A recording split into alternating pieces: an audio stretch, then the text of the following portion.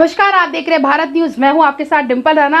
आइए देखते हैं आज की बड़ी खबर, लेकिन उससे पहले आप हमारे चैनल को सब्सक्राइब करें ताकि कोई भी खबर आप मिस न कर पाए। दिल्ली 9 नवंबर नेशनलिस्ट कांग्रेस पार्टी के पिछड़ा वर्ग प्रकोष्ठ की राष्ट्रीय कार्यकारिणी बैठक में देश के विभिन्न राज्यों के प्रतिनिधियों ने भाग लिया। पार्टी के कार्यालय में नई दिल्ली स्थित राष्ट्रीय कार्यालय में संपन्न बैठक में राष्ट्रीय कार्यकारी अध्यक्ष व सांसद श्री प्रफुल्ल पटेल ने बैठक को संबोधित किया। बैठक की जानकारी देते हुए प्रमुख राष्ट्रीय प्रवक्ता श्री बृजमोहन श्रीवास्तव ने बताया कि बैठक में प्रतिनिधियों ने अपने अपने विचार व्यक्त किया। उन्होंने सर्वसहमति से यह निर्णय लिया कि पिछड़े वर्ग के आरक्षण पर विस्तृत चर्चा होनी चाहिए, क्योंकि अति पिछड़ों को चिन्हित कर उन्हें आरक्षण के लाभ में प्राथमिकता पर विचार करना आवश्यक है। इस अवसर पर राष्ट्रीय कार्यकारिणी अध्यक्ष एवं सांसद श्री प्रफुल्ल पटेल ने बैठक को संबोधित करते हुए कहा कि नेशनलिस्ट कांग्रेस पार्टी हमेशा पिछड़ों के अधिकारों के लिए काम करते रही है। उन्होंने आगे कहा कि हम लोग हमेशा मराठा आरक्षण के समर्थन में रहे हैं, जिन्हें हम पिछड़ा ही मानते हैं, और यही कारण है कि हमारे राष्ट्रीय अध्यक्ष श्री अजीत पवार जी ने जातीय सर्वे करने की बात कही है। श्री प्रफुल्ल पटेल जी ने आगे कहा कि हमें पिछड़े वर्ग की महिलाओं को भी मुख्य धारा से जोड़ने के लिए योजना बनाकर केंद्र सरकार व राज्यों की सरकार को देना चाहिए, क्योंकि केंद्र सरकार प्रधानमंत्री श्री नरेंद्र मोदी पिछले वर्ग के उत्थान के लिए कटिबद्ध है। उन्होंने अपने नेतृत्व में बैठक में राष्ट्रीय महामंत्रीगण सर्वश्री सर कोहली बृजमोहन श्रीवास्तव के शर्मा ने संबोधन में कहा कि बाबा साहब अंबेडकर का बनाया संविधान विश्व के सभी देशों से बेहतर है।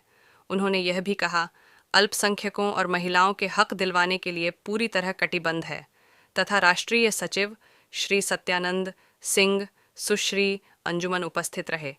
इस अवसर पर राष्ट्रीय अध्यक्ष श्री उमाशंकर यादव ने बैठक को संबोधित किया और उत्तर प्रदेश ओबीसी सेल का अध्यक्ष श्री विजय विश्वकर्मा एवं बिहार के ओबीसी सेल के प्रदेश अध्यक्ष सुरेंद्र शर्मा को बनाया।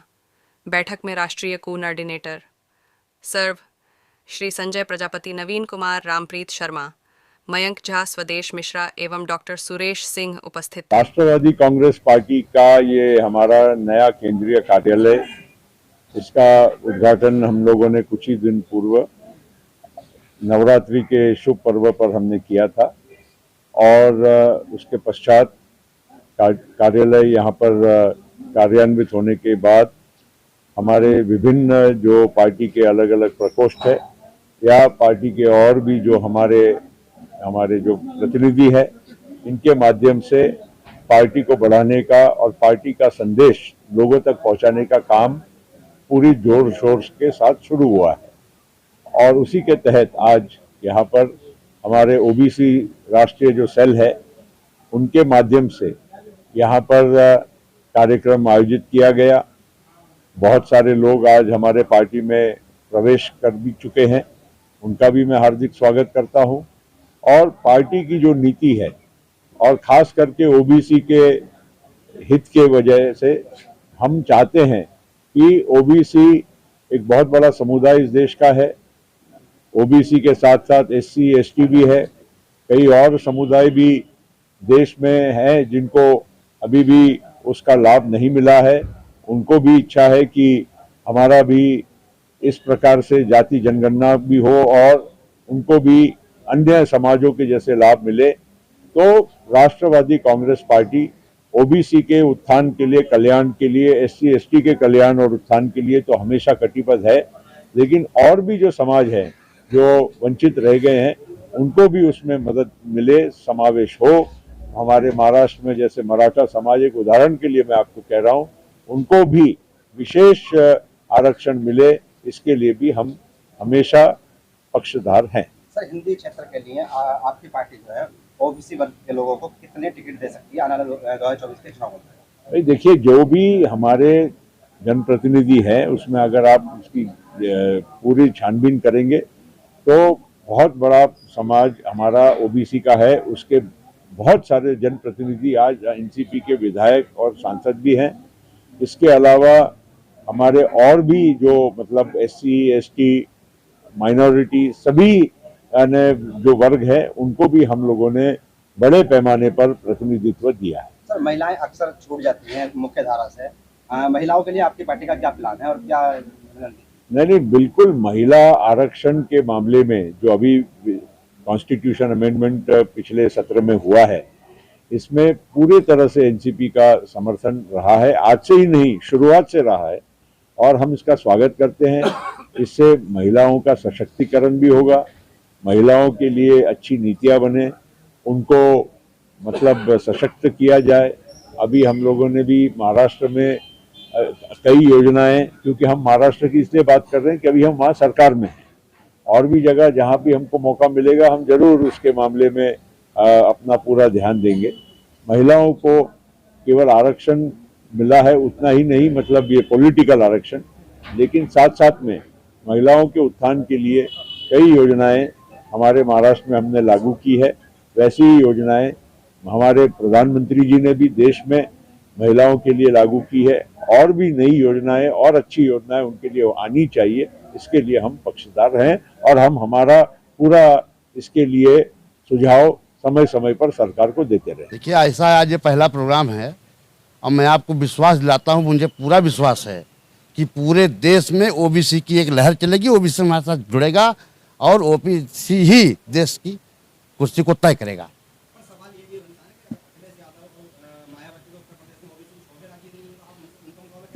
देखिए, ऐसा है कि ये लोग खाली जुमलेबाजी कर रहे हैं। ओबीसी का ना तो मायावती जी एससी की कर रहे हैं, ना अखिलेश यादव ओबीसी का कर रहे हैं। ओबीसी की बात केवल राष्ट्रवादी कांग्रेस पार्टी कर रही है, प्रफुल्ल पटेल जी कर रहे हैं, अजीत पवार जी कर रहे हैं, उमाशंकर यादव कर रहे हैं। ओबीसी की अगर बात करते हैं तो अक्सर उत्तर प्रदेश बड़ा क्षेत्र बन जाता है। जी, आप लोग वहाँ की क्या तैयारी करके बैठे हैं, क्या आपके पास मुद्दे हैं ओबीसी? देखिए, ओबीसी का जो उत्थान हो इस समय जो है क्रियान्वयन हो रहा है, वहाँ पे ओबीसी को कोई आरक्षण मिल ही नहीं रहा, कहीं से कोई लाभ मिल नहीं रहा है, एकदम दरकिनार कर दिया गया है। वहाँ तो जात पात के नाम पे राजनीति कर रहे थे अब तक लोग, लेकिन हम वो लड़ाई लड़ रहे हैं कि उनको उनका हक मिलेगा और उत्तर प्रदेश में हम भी जो है बड़े दल के रूप में उभरेंगे। जी, अनुच्छेद 340 और अनुच्छेद 341 मुस्लिमों के लिए अनुच्छेद 341 और हिंदू ओबीसी के लिए यानी कि अनुच्छेद 340 इन पर प्रतिबंध लगा हुआ है, जो यानी कि अधिकार नहीं मिल पा रहे हैं। इस पर आपकी पार्टी का क्या निर्णय है और क्या? देखिए, ऐसा है कि ये हमारे बड़े नेताओं का काम है और हम गुजारिश करेंगे, सिफारिश करेंगे कि सबको लाभ मिले, सबको एक साथ लेके चला जाए, ये अनुच्छेद खत्म किया जाए। ओबीसी महिलाओं की कोई बात नहीं करता, पुरुषों की बात करता, अक्सर पुरुष ही दिखाई देते हैं सम्मेलनों में। ओबीसी महिलाओं को क्यों नहीं ला पा रहे हैं? ओबीसी महिलाओं को आने वाले दिन में देखिए, अगली मीटिंग जब होगी तो ओबीसी की महिलाएं कम से कम यहाँ आपको 50% ओबीसी महिलाएं दिखाई पड़ेंगी, 50% जेंट्स दिखाई पड़ेंगे। ओबीसी की जब हम बात करते हैं तो इस समय मौजूदा प्रधानमंत्री साहब भी ओबीसी वर्ग से ही आते हैं, मगर आज तक प्रतिनिधित्व क्यों नहीं मिल पा रहा? कारण क्या है? देखिए, ऐसा है कि प्रधानमंत्री जी हमारे जो भी बढ़िया काम कर रहे हैं और ओबीसी के लिए भी कर रहे हैं, लेकिन आज जो स्थिति है वो जो नहीं मिल पा रहा है, हमारे बड़े नेता आपकी सदन में पेश करके उसको क्रियान्वयन कराएंगे और दिलाएंगे। 2024 में क्या परिवर्तन चाहते हैं? 2024 में प्रधानमंत्री नरेंद्र मोदी बनेंगे। मतलब परिवर्तन नहीं होगा? नहीं, हम उनके साथ हैं। बिल्कुल ओबीसी का प्रतिनिधित्व होना चाहिए। देश में सबसे बड़ी जनसंख्या जो है वो ओबीसी की है, और आज हमारे नेता ने भी क्लियर कर दिया है कि ओबीसी को पूरे देश के अंदर में जो सबसे ज्यादा ओबीसी है उनको प्रतिनिधित्व मिलना चाहिए। मौजूदा स्थिति में भी मोदी जी जो है प्रधानमंत्री साहब ओबीसी वर्ग से आते हैं, मगर प्रतिनिधित्व की कमी अभी देखने को मिल रही है। नहीं, पूरी क्यों नहीं हो पा रही? कारण क्या है? नहीं, ऐसा नहीं है, आप दूसरे नजरिए से देख रहे हैं। मोदी जी जो कार्य कर रहे हैं उसके बारे में तो कहने की बात ही नहीं है। वो कौन सी फील्ड में काम नहीं कर रहे, हर फील्ड में वो काम कर रहे हैं और देश की जनता को लाभ मिल रहा है। 70 सालों में जो लाभ नहीं मिला, आने ये 9 सालों में उनको लाभ मिला है देश की जनता को। बिहार की राजनीति की बात करें तो 63% की जनसंख्या वहां निकल के आई है, फिर भी प्रतिनिधित्व नहीं, कोई राज्य अपनी जो प्रतिशत निकाल के देता है वो कोई मान्य नहीं है, क्योंकि ये नेशनल जो एजेंडा है, जो राष्ट्रीय टीम जो तैयार करेगी उस पर मान्य होगा। आप स्टेट में आके अपना एक जनगणना क्यों नहीं हो पा रही है अभी तक? क्योंकि मांग बहुत कर रहे हैं लोग। बिल्कुल जनगणना होगी ना समय आने पे। 2024 का चुनाव नजदीक है, अभी 5 राज्यों में नहीं, चुनाव चल रहा है, अभी तो कहाँ इस समय जो है सरकार बनती दिखाई दे रही है? नहीं, देखिए ये विषय अलग है।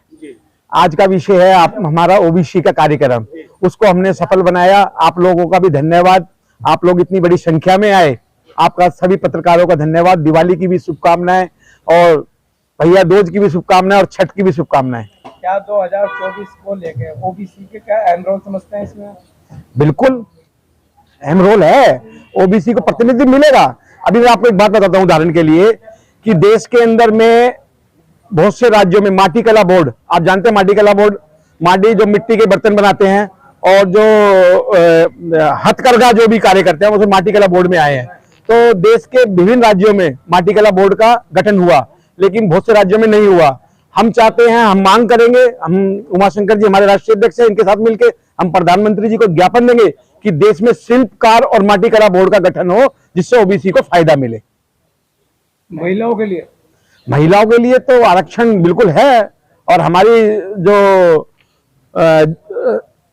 राज्यसभा में हमारी पार्टी की महिला ज्यादा हैं, और महिलाओं को पूरा सम्मान मिलेगा, मान सम्मान बिल्कुल मिलेगा, और उनका जो कार्य होगा उनको संगठन में भी जगह मिलेगी और चुनाव में भी उनको टिकट भी मिलेगी। क्योंकि हमारे जो नेता है उन्होंने आज क्लियर कर दिया, आपने रिकॉर्ड भी किया होगा, वो रिकॉर्ड भाषण है उनका। तो महिलाओं के लिए जो आरक्षण का अभी आया है मुद्दा, उसको लेकर के लगभग वो लागू कब होगा, ये लोगों के अंदर अभी चर्चा का विषय है। ये विषय है केंद्र सरकार का, केंद्र सरकार ने इसको लागू कर दिया, पटल पे लिया है। अभी अपर सेशन में इसको शायद हो सकता है उसमें भी क्लियर हो जाएगा, तो कोई दिक्कत नहीं, नो इश्यू है, तो कोई बड़ा इश्यू नहीं है। शिक्षा के क्षेत्र में बहुत ही कमी आ रही है, उसके बारे में क्या करेंगे? कहाँ कमी आ रही है? काफी कमी चल रही है। नहीं, कहाँ कमी, आप बताइए ना। हम क्षेत्र में जाके देखेंगे, जो जैसे उत्तरी पूर्वी दिल्ली है वहाँ पे बहुत बड़ी कमी चल रही है। ये तो दिल्ली में जो हमारे यहाँ जो दिल्ली के मुख्यमंत्री हैं, उन्होंने बोला था 500 स्कूल बनाएंगे, लेकिन 5 स्कूल नहीं बनाए, उसकी मंजिलें उन्होंने बढ़ा दी, बच्चों के ग्राउंड खत्म कर दिए। एक क्लास में कई 120 बच्चे। मैं बता रहा हूँ आपको, मैं पढ़ता था जब ABCD बहुत ज्यादा ही, आज ऊपर से नीचे और नीचे से ऊपर जेड तक सेक्शन है। ठीक है सर, थैंक यू, धन्यवाद। फिर देखिए, हमारी पार्टी के बारे में आप आज से नहीं पहले से जानते हैं कि महिला आरक्षण के लिए सबसे पहले आवाज़ उठाने वाली हमारी ही पार्टी थी। तो तैयारी क्या है? 24 का चुनाव भी सर पे है, कितनी महिलाओं को आप टिकट दे सकती है आपकी पार्टी, और क्या करना है? देखिए, ज़्यादा से ज़्यादा महिलाओं को टिकट मिलेंगे। आपको पता है अजीत दादाजी शुरू से महिला समर्थन रहे हैं, और प्रफुल्ल पटेल साहब ने कहा जब भी महिला हमारी पार्टी में जुड़ती है और हमारी कार्यकर्ता बनती है या कोई पदाधिकारी होती है, अच्छी कार्यकर्ता होती है, तो उसके लिए ये मैका है। ये पार्टी, राष्ट्रवादी कांग्रेस पार्टी जो है, मैके के रूप में जानी जाती है। लड़की अपने घर जैसे वापस आती है, इसी तरह से इस पार्टी में उसको समर्थन मिलता है, मान्य सम्मान मिलता है।